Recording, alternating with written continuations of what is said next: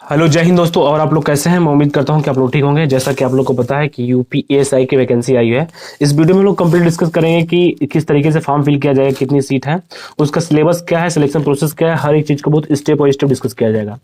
देखिए, जो vacancy out हुआ है, कल आपकी वैकेंसी आई थी। फॉर्म जो आपका अप्लाई स्टार्ट होगा, फॉर्म अप्लाई आपका स्टार्ट होगा 7/1/2024 से 28/1/2024। किस किस पोस्ट के लिए वैकेंसी, इसको भी हम लोग आगे डिस्कस करेंगे। अगर आप जनरल ओबीसी ईडब्ल्यू से बिलोंग करते हैं तो आपको मात्र 400 रुपये देना पड़ेगा। अगर आप एससी से बिलोंग करते हैं तो आपको 400 देना पड़ेगा। आप किसी भी कैटेगरी से बिलोंग करते हैं तो आपको 400 रुपये देना ही पड़ेगा। इसमें किसी प्रकार का कोई फीस रिलैक्सेशन नहीं है, ठीक है। बाकी एज, आपकी मिनिमम एज जो होनी चाहिए 21 साल होना चाहिए। मैक्सिमम एज आपकी 28 साल होनी चाहिए। एज क्या है, 1/7/1995 से 1/7/2002 के बीच में आपका मिनिमम एज 21 साल होना चाहिए और मैक्सिमम एज आपका 28 साल होना चाहिए, ठीक है। और बाकी हम लोग डिस्कस कर लेते हैं किस किस पोस्ट के लिए कौन कौन सी वैकेंसी है। यूपी पुलिस एएसआई की जो है 268 पोस्ट है। इसके लिए क्वालिफिकेशन क्या चाहिए? इसके लिए क्वालिफिकेशन आपको चाहिए इसके लिए क्वालिफिकेशन चाहिए ग्रेजुएशन चाहिए और प्लस इंग्लिश या हिंदी में टाइपिंग चाहिए। अगर आपकी इंग्लिश टाइपिंग है तो 35 वर्ड पर मिनट चाहिए, हिंदी टाइपिंग है तो 25 वर्ड पर मिनट चाहिए, ठीक है। उसके साथ ही साथ स्टेनोग्राफर हिंदी 80 वर्ड पर मिनट है इसके लिए, ठीक है ना। ये चीज है। और उसके बाद से क्या है, आपके इसके साथ साथ आपके पास कंप्यूटर की कोई डिग्री होनी चाहिए। ओ लेवल एग्जाम पास हुए हो तो उस फॉर्म को आप फिल कर सकते हैं। जो एएसआई क्लर्क का है, एएसआई जो कलर का है, ये स्टोनो वाले बच्चे फॉर्म भर सकते हैं। जो यूपी पुलिस एएसआई कॉन्फिडेंटल है, इसको कौन भरेगा? सिर्फ स्टोनो वाले बच्चे भरेंगे। दूसरा पॉइंट क्या है, यूपी पुलिस एएसआई जो क्लर्क है, इसके लिए कौन भर सकता है? इसके लिए वो स्टूडेंट भर सकता है जिसके पास बैचलर डिग्री हो और साथ ही साथ उन्होंने ओ लेवल किया हो और हिंदी इंग्लिश की टाइपिंग हो। इंग्लिश हिंदी टाइपिंग हो तो 25 वर्ड पर मिनट, इंग्लिश टाइपिंग हो तो 35 वर्ड पर मिनट और साथ ही साथ ओ लेवल हो पास किए हो, ठीक है। ये यूपी पुलिस एएसआई क्लर्क के लिए है, ठीक है। बाकी एक है यूपी पुलिस एएसआई अकाउंटिंग, यानी कि अगर आप बैचलर डिग्री बीकॉम से किए हुए हैं तभी भी इस फॉर्म को फिल कर सकते हैं। आपको कंपलसरी सिर्फ हिंदी टाइपिंग 15 वर्ड पर मिनट आपको हिंदी टाइपिंग चाहिए और ओ लेवल साथ ही साथ किए हो, ठीक है। तो ये आपके अलग अलग पोस्ट के अलग अलग क्राइटेरिया है। आगे हम लोग डिस्कस करेंगे इसका सिलेबस प्रोसेस क्या है और उसके बाद से कैसे क्या प्रोसेस फॉर्म फिल किया जाएगा।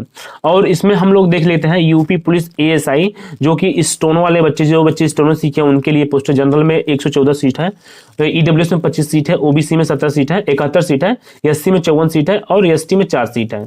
UP police ASI clerk 168 seat किसमें है? 168 सीट जनरल में है, 43 ईडब्ल्यूएस में है, ओबीसी में 120 सीट है, एससी में 93 सीट है और एसटी में 7 सीट है। टोटल सीट कितना है? 449 सीट टोटल सीट है, यानी कि क्लर्क में टोटल 449 सीट है।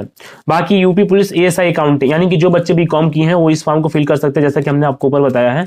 जनरल में 88 सीट है, ईडब्ल्यूएस में 19 सीट है, ओबीसी में 53 सीट है, एससी में 42 सीट है, एसटी में 2 सीट है और टोटल सीट 204 है। तो ये आपका अलग अलग क्राइटेरिया है।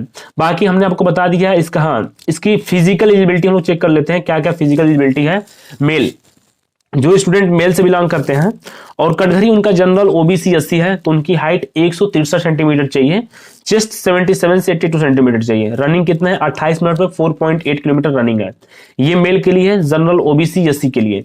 फिर उसके बाद से क्या, अगर जो एसटी से बिलोंग करता है उसकी हाइट 156 सेंटीमीटर चाहिए, चेस्ट 75 से 80 सेंटीमीटर चाहिए और 28 मिनट में 4.8 किलोमीटर दौड़ना है आपको। बाकी फीमेल की फिजिकल एबिलिटी हम लोग देख लेते हैं।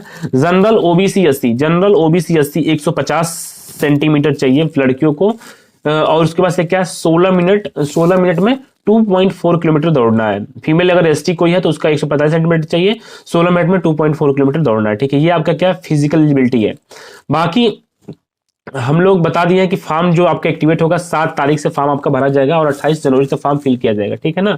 और बाकी हम लोग इसका जो इंपॉर्टेंट नोटिफिकेशन हमने आपको बता दिया है किस किस पोस्ट पे कितनी कितनी वैकेंसी है और हर एक डिपार्टमेंट में क्या क्या फीस कितनी है। और आपका जो है 7 से फॉर्म स्टार्ट होगा और 28 को फॉर्म कंप्लीट हो जाएगा, ठीक है।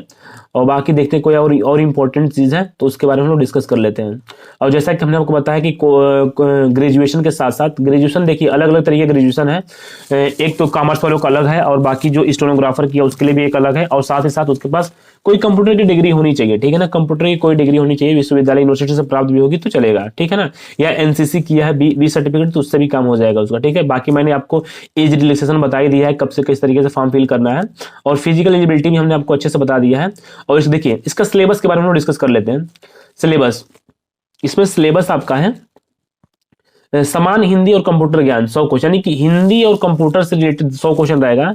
और उसके बाद से क्या है, जीएस से आपका 100 क्वेश्चन रहेगा, रीजनिंग से 100 क्वेश्चन रहेगा और मैथ से क्या है आपका 100 क्वेश्चन रहेगा, यानी टोटल 400 नंबर का पेपर रहेगा। 400 नंबर का पेपर रहेगा आपका। और इसमें क्या है, माइनस मार्किंग भी है, माइनस मार्किंग भी है आपका 0.50 जो है आपका माइनस मार्किंग होगा।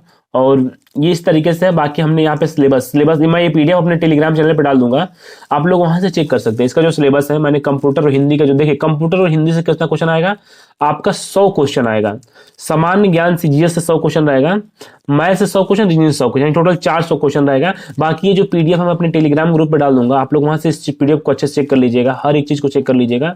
और मेरा टेलीग्राम ग्रुप है @allexam पाठशाला, आप लोग टेलीग्राम पे सर्च करेंगे, आप वहां से ज्वाइन कर लेंगे। इन दोनों का पीडीएफ मैं अपने ग्रुप में डाल दूंगा, आप लोग वहां से अच्छे से चेक कर सकते हैं। अगर किसी भी स्टूडेंट को किसी प्रकार की कहीं भी कोई डाउट हो, कोई कंफ्यूजन हो, या कोई ओ लेवल किया हो उसको कुछ ना समझ में आ रहा हो, तो प्लीज एक बार कांटेक्ट करिएगा, पूरी कोशिश की जाएगी आपकी हेल्प करने के लिए, ठीक है। तो मिलते हैं आप लोग को नेक्स्ट वीडियो में। धन्यवाद, जय हिंद। अगर आपको ये वीडियो पसंद है तो अपने ग्रुप में शेयर करिएगा, और कोई डाउट हो तो प्लीज कमेंट के माध्यम से पूछ सकते हैं। धन्यवाद, जय हिंद।